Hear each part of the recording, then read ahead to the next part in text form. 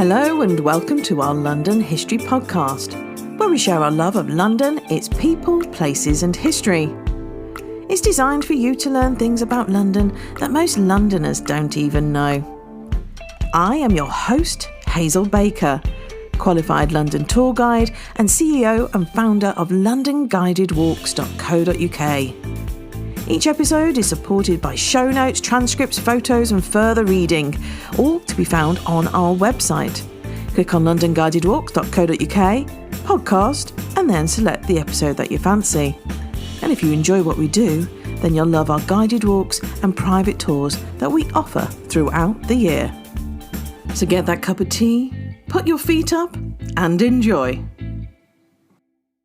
Today, I'll be talking about the history of Leadenhall Market. It's a beautiful Victorian covered market located in the heart of the City of London and has played a significant role in London's commercial and social life for centuries, serving as a hub for trading and commerce. Known for its stunning architecture, it's a testament to the city's rich architectural history. The wrought iron and glass structure at the market's roof is particularly noticeable and has become an iconic symbol of London, which has helped it become a popular tourist destination and filming location, appearing in numerous movies and TV shows. And today, it continues to operate as a place for food and drink, with a little shopping on the side. It's located in the financial district of London, between Gracechurch Street, Fenchurch Street and Cullum Street. It's situated on the site of Cornhill and at the heart of the former Roman town, once known as Londinium. In Roman times, the market served as both a trading hub and a civic centre, with the eastern section of the Roman Forum and Basilica situated in the same area.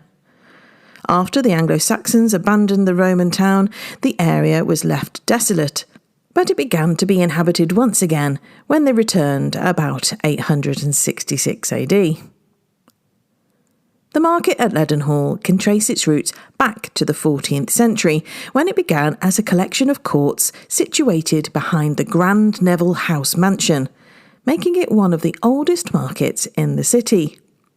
The mansion had belonged to Hugh de Neville, which was located in the heart of London, and he served as chief forester to Richard I, King John and Henry III, as well as being a member of Richard's royal household.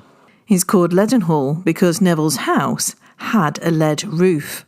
Meat and fish have been noted as sold on the site from as early as 1321. It was a primary location for commerce, given its proximity to the Thames and the city's population, and as the market grew, it attracted more vendors.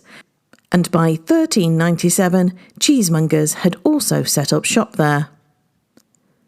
John Norfolk, in 1773, described the south side of Leadenhall Street as the front of the quadrangle known as Leadenhall, which was the largest market in the City of London. Stowe had recorded that in 1309, the manor of Leadenhall was owned by Sir Hugh Neville's widow, who later sold it to someone else, and after passing through various owners, it eventually ended up in the hands of Richard Whittington, aka Dick Whittington, and other citizens in 1408. Now, Whittington's reputation for savvy business dealings and civic mindedness made him the ideal person to take charge of the market. He quickly set about expanding and improving it, and it became one of the most important trading centres in London.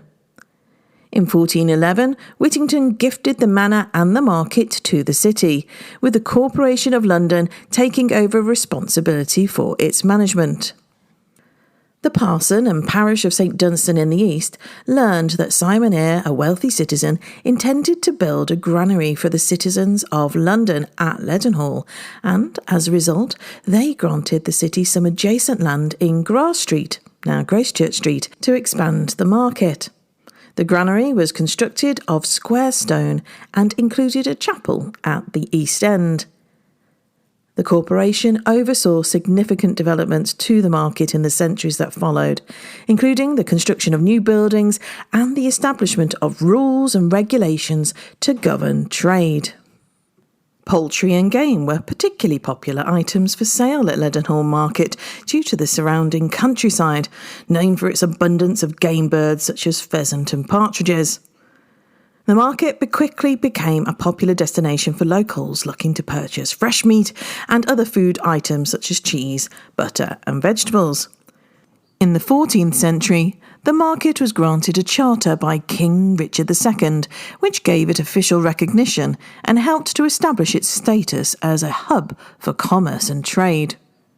At the time, the area around Leadenhall Street was a bustling centre, with many merchants and traders selling goods, and as the market grew in popularity, it became a hub for social gatherings and community events.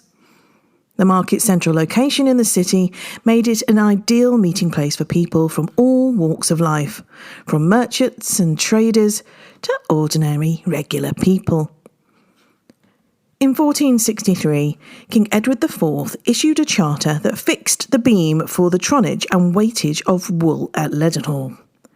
3 years later, a fraternity consisting of 60 priests, as well as other brethren and sisters, was established in the chapel associated with Leadenhall. Their purpose was to provide services to the market people on every market day. Unfortunately, a significant portion of Leadenhall was destroyed in a fire of 1484. Around 1534, the Court of Common Council held several meetings to discuss converting Leadenhall into a bourse or exchange for merchants to gather, as they did at the time in Lombard Street. However, the plan was abandoned due to some unknown obstructions. During the 1550s, turkeys from the New World were introduced to England via Spain and were bred in large numbers in East Anglia. As Christmas approached, these exotic birds were transported to the markets in London, where they were in high demand. The turkeys were often allowed to roost in trees at night during their journey to the city, but as they drew closer, the roads became increasingly muddy and difficult to navigate. To ensure their safe arrival, the birds were transported from foot transport to wheeled vehicles and taken to the poultry areas of the city, particularly Leadenhall Market. At Christmas, for example, thousands of geese, the chosen bird of the poor at Christmas, were driven from East Anglia from August onwards so they could feed on the harvest stubbles as they travelled to London in time for Michaelmas in September. Their little feet weren't designed for roads, and so to protect them from the long journey, their feet were driven first through tar and then sawdust and grit. Crime and violence scenes commonplace in London, including the area of Leadenhall. The first mention of Leadenhall Market in the newspapers in 1722 is of a poulterer by the name of John Spry, along with a victualler named James Mill at the Fountain in Stocks Market, and they were condemned at the assizes in Winchester for highway robbery. Both were executed on Saturday the 10th of March, 1722. There seems to have been a sense of community between the workers at the market. In 1729, one report tells of a higgler, so that's a hawker or peddler, who travelled directly to Leadenhall Market with some horses loaded up with marketable goods. Whilst it was dark, some sharpers or swindlers took the opportunity to cut the fasteners of the panniers, the baskets, and carried both of these panniers off, containing 2 dozen geese, 3 dozen fowls, and 3 dozen butters and several dozen pigeons. The poor man was besides himself. A couple of years later, at about 5 o'clock on a December morning, when it would have still been dark, a higgler, travelling from Stratford to Leadenhall Market, was robbed at gunpoint near the Whalebone, which is presumably a pub, by 2 footpads, and they stole 12 shillings, a pig, and 6 fowls. In one account, the higgler struck the pistol out of the robber's hand with his whip and jumped from his horse and seized him. But the horse, loaded with his goods of considerable value, ran away, and the higgler let go of the scoundrel and ran after his horse. The higgler's description matched that of the murderer of a pipe maker in the same area the week before. Mail robber Smith was apprehended in 1742 because he bought some bacon. Allow me to explain. Smith had stolen money from a mail carriage.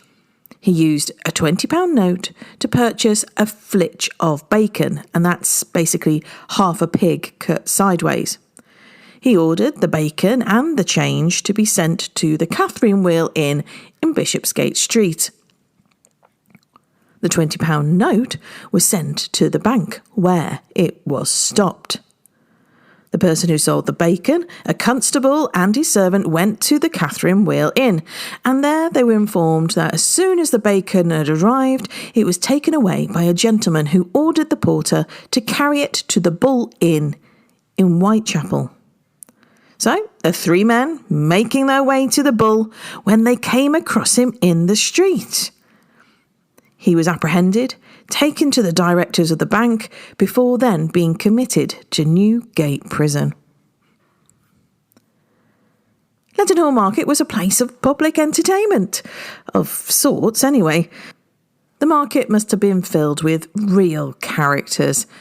One account I read was a wholesale butcher who had purchased a calf through unfair means, bypassing another butcher who also wanted to buy it. This led to a heated argument between the two men, during which they hurled insults and accusations of dishonesty of each other for 3 hours. The spectacle was so entertaining that it drew the attention of the entire market and hundreds of bystanders who had gathered around to watch. As a result, all business was suspended for the duration of the entertaining quarrel. One reporter wrote, "It is a pity the police officers did not form a part of the audience, as much information might have been attained essentially useful to the public."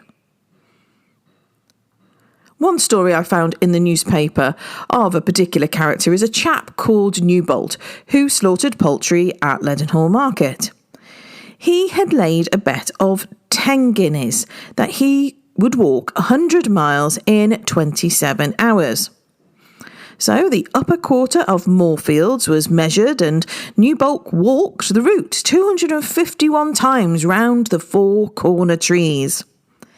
Thousands of people had come to see Newbolt attempt this feat, including the man who had walked 100 miles in 28.5 hours in September of the previous year. Newbolt's final round 252, was 6 minutes over his 27-hour time limit. Women's public safety is no new topic.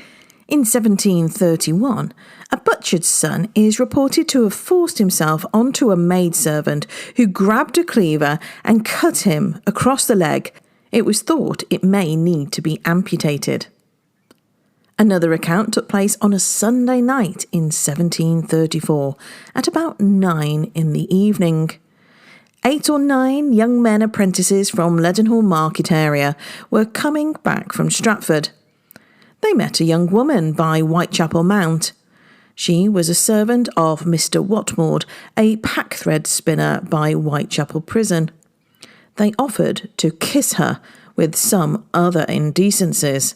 She cried out murder, upon which a captain of a ship came out of a house to the maid's assistance. Blows and words were exchanged. The captain ran inside for his sword and, following them for about 100 yards, stabbed one of them, an apprentice to a porter in Leadenhall Market, under the left pap, from which he would die in about 10 minutes. The captain stabbed another apprentice in the thigh and ran a third through the arm. They were expected to recover. The 2 injured were then taken before the Justice of the Peace, where they were charged with riot and assault at Hicks Hill in Clerkenwell. No justice was sought for the apprentice who died. The captain was not stopped, and then it's presumed went into hiding as a warrant went out for his arrest. The deceased was taken to the Red Lion alehouse over against the Mount for the coroner's jury to sit upon him. It wasn't just the men who created trouble. Oh no. In 1736, 3 wives of 3 butchers in Leadenhall Market were convicted on oath before Sir Richard Brockus for wearing printed calico gowns. Following the restoration of the monarchy in the 1660s, the English East India Company introduced Britain to cheap calico and chintz cloth.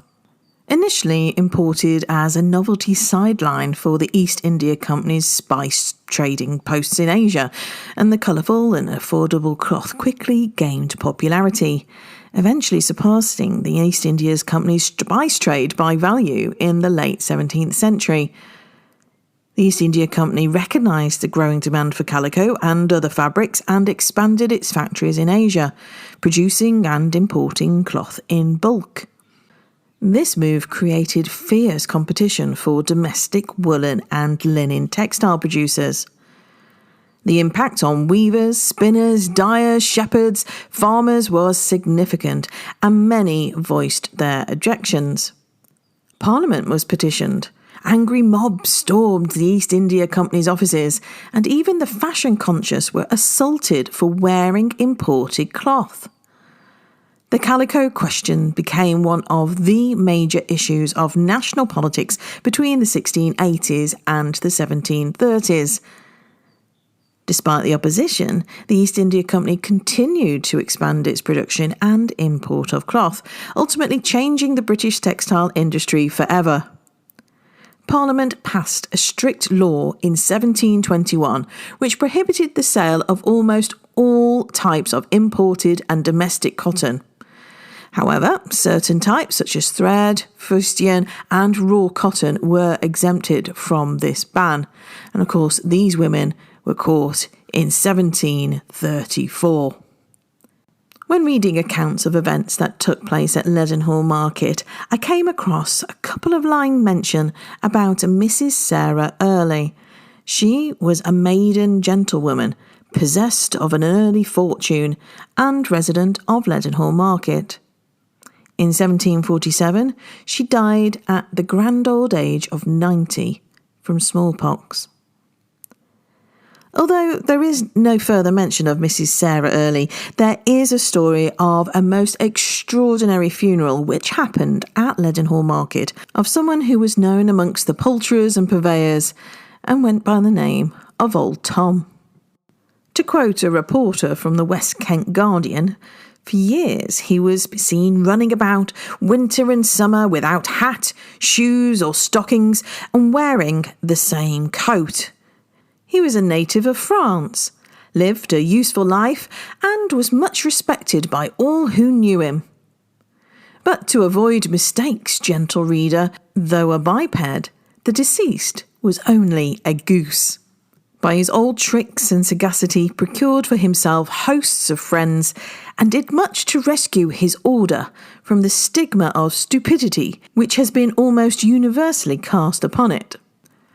Old Tom, of credit renown, hatched at Ostend, and having shown extraordinary character at an early age, was trained by Mr. Blaney, his owner, to do a number of tricks at the fairs. He also acted as a decoy goose, and led his more simple brethren to the wharf, where they were shipped off to market in London.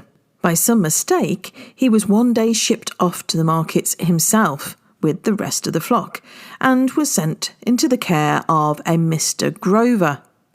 Tom's extraordinary character became known, and his tricks and comicalities made him a general favourite. He would answer to his name in a goosish dialect and by a brisk clapping of his wings, and he'd follow his friends round like a pet dog. Mr. Blamey, Tom's original master, went to London and Tom recognised him. And Mr. Blamey was so delighted that he offered to pay Mr. Grover to keep him and to pay all of his expenses. And so Tom the Gander then became the patriarch and guardian of the geese and goslings that came to Leadenhall Market, and he would never let them go astray and was a favourite with all and the pet of many. Frequently, he could be found visiting the neighbouring gin palaces and consuming multiple drams of the Mountain Dew throughout the day. Unfortunately, the alcohol occasionally had an adverse effect on him, and he would become what the police refer to as drunk and disorderly. Every day at a specific time, Tom would stroll with great dignity into the Rose and Crown establishment, where the hostess would always have a delightful treat waiting for him. This way of life injured Tom's health, and at length he was found dead in his nest, having lived 37 years.